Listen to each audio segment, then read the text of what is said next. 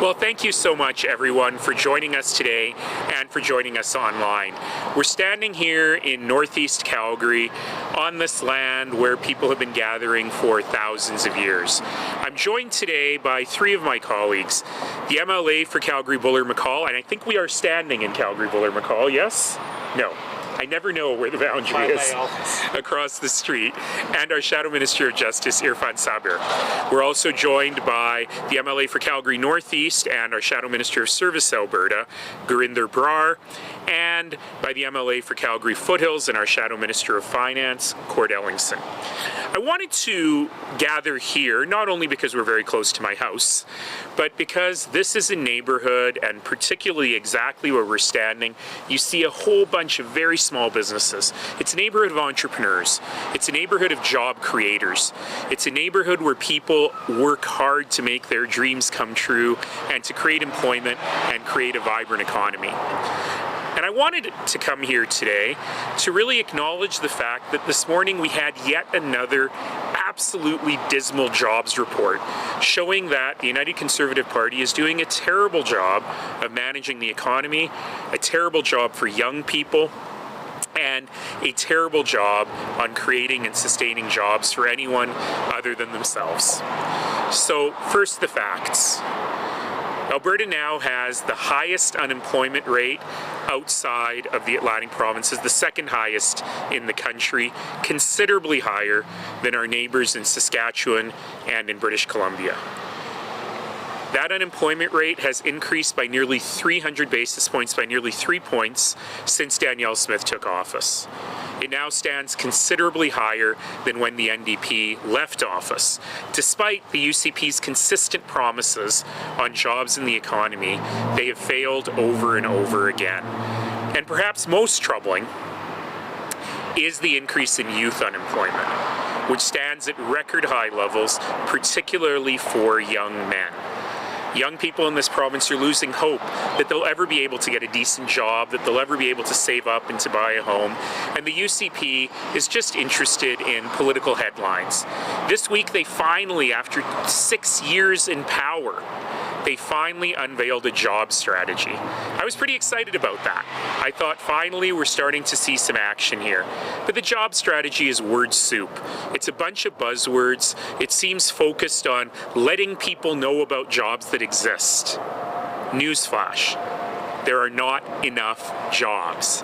It's not about letting people know that jobs are available. There simply are not enough jobs. And the Premier's response to this, beyond buzzwords, is to blame. She blames the universities for being too woke. She blames the renewable sector for investing in Alberta and somehow denigrating the rest of the energy sector. She blames small business people. She blames municipalities. She blames the federal government for existing. But what she doesn't do is take responsibility for the province's role in crafting and creating a better economy. I'm particularly interested today to have my Shadow Minister of Finance with me because, of course, Court used to be the chief strategist for Calgary economic development. We understand how economic development works, and my record here in Calgary and Court's record has been a record of fostering both entrepreneurs, medium-sized businesses, and inviting large businesses to invest here. We brought investors in from all over the world. We help people build businesses right here in the province. The province seems to have forgotten all of that. They've cut post-secondary education, they're not investing in the workforce, they're not investing in young entrepreneurs and new entrepreneurs, and they're not investing in the kinds of thing it takes to create sustainable jobs right here in Alberta. So if you vote Conservative because you think they're good with money, they're not good with money. This brand of the Conservative Party is not doing anything to foster a vibrant and thriving economy here. Under them, the Alberta Advantage has all but disappeared. And all of their seeking headlines and trying to score short-term political points hurts the economy. Just this morning, I did an interview with the BBC. Millions and millions, tens of millions of listeners to that. They didn't want to talk about how Alberta is a great place to invest. They wanted to talk about the stereotype of Alberta as being a place that bans books.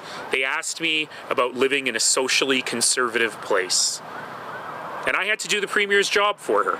I had to talk about how Alberta is a tremendously diverse place that welcomes everyone, where we welcome investment from around the world, where we have an incredibly vibrant and prosperous economy. Because what the Premier is doing is destroying our confidence in Alberta, both within the province and around the world. Who's going to invest $1 in a place where they don't know what country they're investing in? The Premier's pandering to separatism has frozen investment in Alberta from both domestic and international firms. So all this headline seeking, she may think it provides her with short-term political benefit, but it actually hurts real people, and it hurts the economy. And that is why we need Albertans to know that you don't have to stand for this, that you deserve better, and with Alberta's New Democrats, better is possible. So with that, we'd love to take questions. Open the floor to questions. If there's any questions here, if you can come down to me. Hi. Is there any way to spin these numbers possibly? No, these are really terrible numbers. You know, sometimes we can find little bits around, oh, there's been some private sector job growth or so on. These numbers are terrible. We've had massive job loss in Alberta. We're driving unemployment across the whole country. There's nothing good you can say about this. Do you have a follow-up? So, Mr. Nenshi, had you been in the government, what would you have done to bring jobs? It's a great question, and you can look at my record in Calgary around economic development in good times and in bad times. So for example, in Calgary, with Court's help, we identified areas where we were strong or could grow stronger, specific industries that needed our assistance. We figured out ways where government funding could help create small businesses or help small businesses grow into medium-sized businesses. But most important, we were constantly focused on our image as a great place to do business. And I think what the UCP misses is that when they go on and on about banning books or on and on about the prospect of separatism, that actually ruins our brand value everywhere.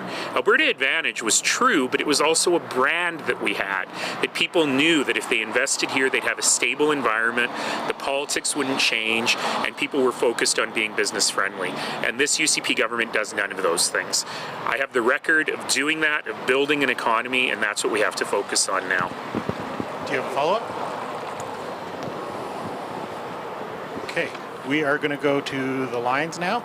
The first question comes from Rahim Mohammed. Rahim, you should be available to talk. Rahim, are you there? Ah, there we are. We can hear you now. Yeah. Good chatting with you again. I hope you had a good summer. Looks like you made the rounds. Well, thank you. I hope that you're surviving leaving beautiful Alberta. Yeah, definitely. I'm looking forward to being Alberta bound in the very near future. But I want to get your reaction to criticism, or I guess constructive criticism, repeated criticism from Gil McGowan that the Alberta NDP is losing its historical connection to workers, and to get some of that mojo back, you need to pivot toward more of, I think his terms were a populist, pro-worker agenda, like someone like Bernie Sanders, or since you're part of the East African diaspora as well, potentially someone like Zoran Mamdani. What do you make of those comments? Well, you know, Mr. McGowan certainly is entitled to his opinion, and certainly he is correct that young people, young workers, particularly young working men, have been drifting rightward over time, really brought there by empty promises. You know, the Conservatives here in Alberta like to cosplay as workers. They like to pretend that they've got workers in mind, but their economic record doesn't show that at all. And in particular, their economic record to helping young men is dismal. Young men in this province have the highest unemployment rate they've ever had. And I've seen nothing from this government that shows that they actually take that seriously. So yes, of course we need more people in the skilled trades, and we've got to do the work to make those pathways easier. We have to work with workers and their unions to ensure that people can make good lives in those trades, but these governments do none of that. And so yes, you know, there are folks who say, oh, you should be more firebrand populist, and firebrand's not really my way. I'm a pretty even-keeled guy. But the real issue is policies that put workers first and put jobs first, and that's just not what we're seeing from the folks on the right. Rahim, do you have one follow-up? Follow-up on the big news we got today with a pause in the electric vehicle ban. Do you think it's time for Ottawa to go the extra mile and either relax or remove entirely the tariffs that are currently on place on Chinese electric vehicles, to hopefully reverse some of the unjustified damage that China is placing on canola growers right here in Alberta? Yeah, you know, I really think that I'm going to get the last part of your question first, and then I'll back up a little bit. It was actually really shocking to me that it took the Alberta government the better part of a year to even make a statement, a real statement, on what was happening to agricultural producers facing those kinds of tariffs. Last week, I happened to be on a combine. I did not roll it. I was very proud of myself. We were harvesting yellow peas, and I was talking to the farmer doing the harvesting, and he's facing 100% tariff on his peas as well as on his canola products going into China. And it wasn't until China raised the stakes in the last month that we really saw something from the government of Alberta.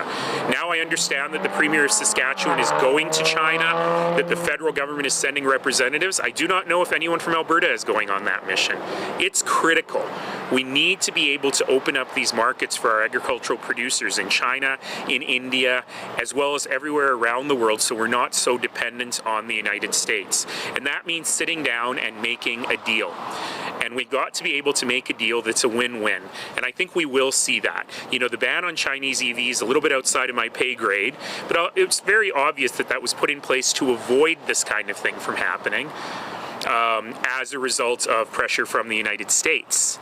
And it clearly hasn't worked the way it was supposed to work. So I don't know if EVs need to be part of that deal, but I do know we have to be very serious about ensuring that we've got global export markets for all of our agricultural goods as well as other goods that we produce here in Canada. I will also say that it's welcome to see the federal government moving on things that really are job related, but they need provincial governments to be their partners on all of this. So, you know, recently our Premier put out a video, a beautiful, slick video. She looked like $1 million. She sounded like $1 million. And when we got to the end of the video, she asked for the same 3 things she always asks for. We need those 3 things in place. We need a smarter view towards emissions caps. We need to get rid of that tanker ban. We need better environmental assessment. I've always said those things. But those things are not sufficient. You can't blame other people. That's not going to create millions of jobs and billions of dollars in investment by itself. You need provincial governments who are willing to work with private industry, who are willing to work with Indigenous communities, who are willing to look at their own regulatory procedures to make sure that these things get built. And I'll remind you that under 6 years of UCP rule, not 1 mile of pipelines have been advanced in this province or in this country. Rachel Notley got a pipeline built, the only pipeline to Tidewater. We know how to do it. Thank you, Raheem. Next question comes from Sean Amato at City News. Sean, your mic should be open. Hello, Mr. Nenshi. So earlier this week, the Premier promised that this order on library books in schools would be paused for a few hours. Her education minister or the ministry was supposed to give an update at 11 a.m. today, but they didn't show up for that. They told people 20 minutes later, we were actually going to push it to Monday. Just wondering what you make of how the government has handled this whole thing. Oh boy, there's so many ways to go here. First of all, it's very clear that Danielle Smith works on a different timeline than the rest of us because she also promised to fix healthcare in 90 days.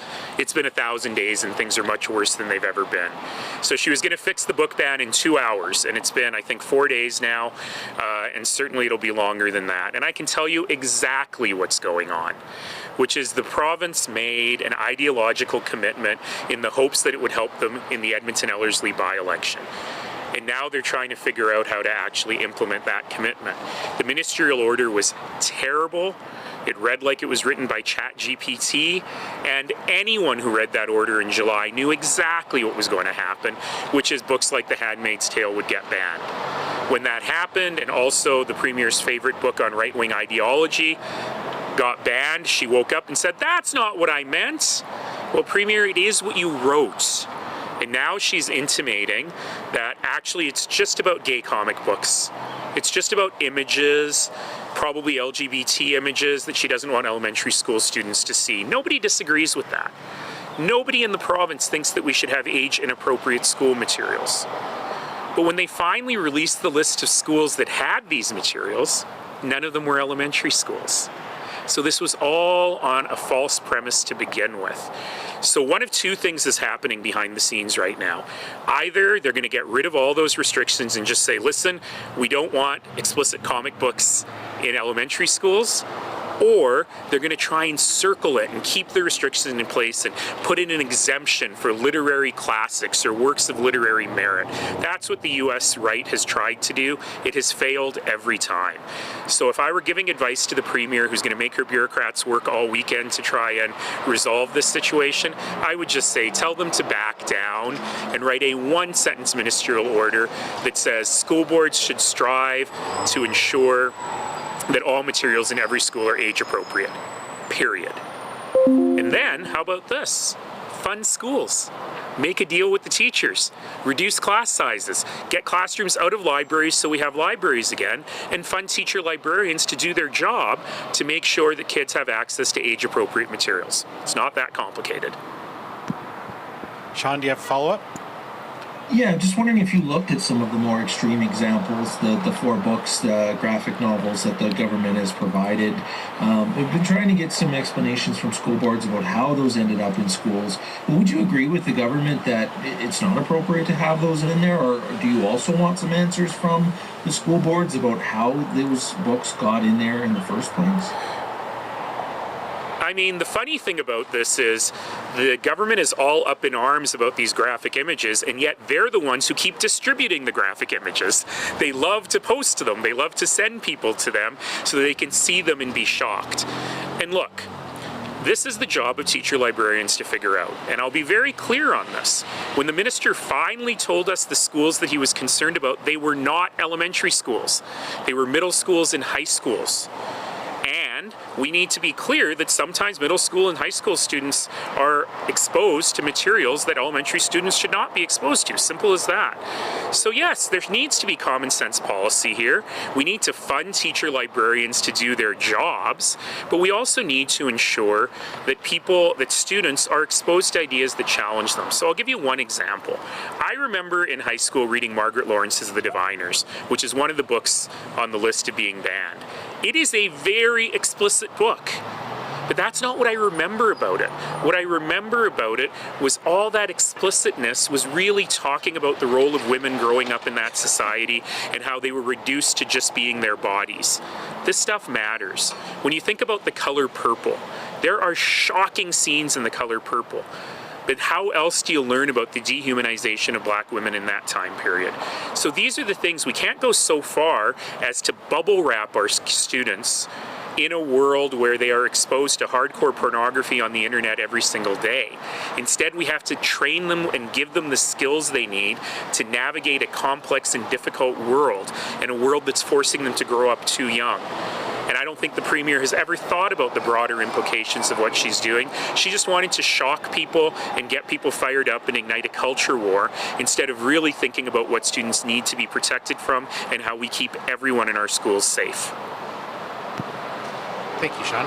Our next question comes from Jack Farrell, Canadian Press. Jack, you should be available to talk. Oh. Let's see how many different topics we can hit in one press conference, because I wanted to ask about the government saying it's accepting some new recommendations from Tenny Yow's Oil Sands Tailings Committee. One of those recommendations is actually to treat and release tailings into the environment again, just back into the Athabasca River, into other water bodies, and pit lakes. The Yow's report says that it's actually like treating it and releasing it is essential if Alberta wants to mitigate the risks that tailings themselves actually just pose by existing. So wanted to get your thoughts on that one. Yeah, you know, those recommendations are quite new, so we haven't had a chance to really review them. But what I will say is that the government's record on this is not strong. They've talked very openly about abandoning abandoning the polluter pay principle, about saddling taxpayers with the cost of cleanup in the case of conventional oil. So let's hope they're not going that way with oil sands. Let's ensure that we're looking at the best science, and let's ensure that we're protecting the watersheds as best as we can. And certainly we have a Minister of Energy who has told us that selenium is no problem because it only affects fish, not people. He's actually told us it's a vitamin that people should get more of. And that's how he justifies coal mining in the eastern slopes. This is not good science. It's not good health. It puts our agricultural watersheds at risk, and it puts people's lives at risk. So we need to move from the UCP's ideologically driven decision making to evidence-based, science-based decision making. And we've seen that in other industries. We've seen that in other jurisdictions. So we're not having to create this from scratch here. Jack, do you have a follow-up? Yeah, on same note, so this committee in June, they put out their first few recommendations, and I'd written about those, and I spoke to somebody with environmental defense at the time who said it was news to them that technology exists to treat tailings to the degree necessary, that it wouldn't cause environmental risks, like Kenny Yao has claimed in his letters and reports here. I'm curious, like, what's your level of doubt or confidence even that the technology exists to safely do this? Well, given that this is the same government that claims that technology exists to keep selenium from leaching from coal mines, spoiler alert, it does not. It has never been tested in the field properly or brought to scale. I have a lot of skepticism about anything that the government says, and I don't believe Mr. Yao is an environmental scientist or an expert in this field in any way.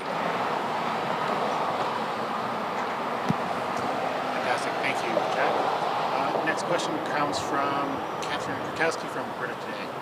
Catherine, you should be available to talk. Thanks so much for taking the question. We saw a Conservative Party of Canada leader Pierre Poilievre and BC NDP Premier David Eby both agreeing that the temporary foreign worker program should be scrapped. At the Alberta legislature pointed out there's some farmers who are very reliant on this program for labor, and I'm wondering, what do you think needs to happen in light of these job numbers with the temporary foreign worker program? We certainly need to review this program and look at its goals. It's not meant to create a permanent class of exploited workers who come here and don't have labor protections and are not able to move forward in their lives in a meaningful way. And I think that it has gotten out of control since 2021 or so in terms of the numbers that we're seeing. There's also a relationship between the low-wage technical foreign worker program and youth unemployment. But I think that needs to be part of a broader view of looking across the immigration system. And Tara Sawyer, my colleague in the legislature, has a very good point, which is our agricultural sector in Canada wouldn't work without seasonal temporary foreign workers. It just doesn't work. And so let's not throw the baby out with the bathwater here, and let's ensure that we're actually talking about real facts and real people. You know, there's been a lot of claims. In fact, the Premier herself, who just a year ago was saying she wanted Red Deer to have 1 million people and Alberta to be 10 million people, is now in the Alberta Next panels claiming that immigrants are stealing all the jobs. Meanwhile, we're hearing from others that immigrants are filling up the food banks and taking all the social programs. I call it Schrodinger's immigrant. They're simultaneously stealing all the jobs and sucking off social programs because they don't have jobs. You can't have both of those things. So in reality, we have to take a real hard look at all the different categories of people coming to Canada and make sure we're building systems where every single person can thrive. And I do believe that requires a major review of the temporary foreign worker system, particularly the low-wage temporary foreign worker stream, but also understanding the necessity of the temporary foreign worker program in agriculture. Okay, just another round.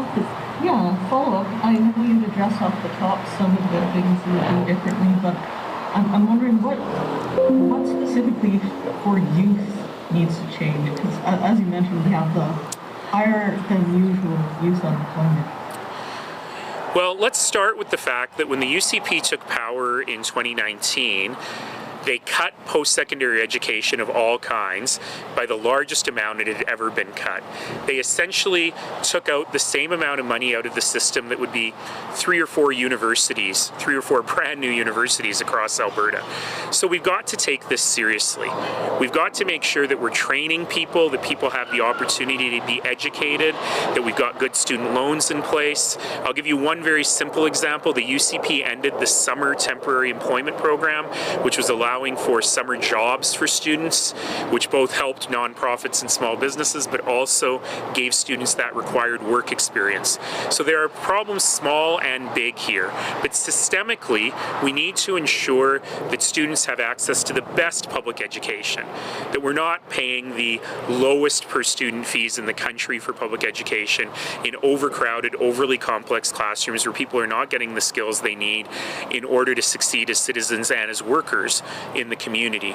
It means a new focus on post-secondary education of all types, not just demonizing the universities for being woke, but making sure that everyone has access to an education that, again, will help provide them with the skills that they need to be productive in the future.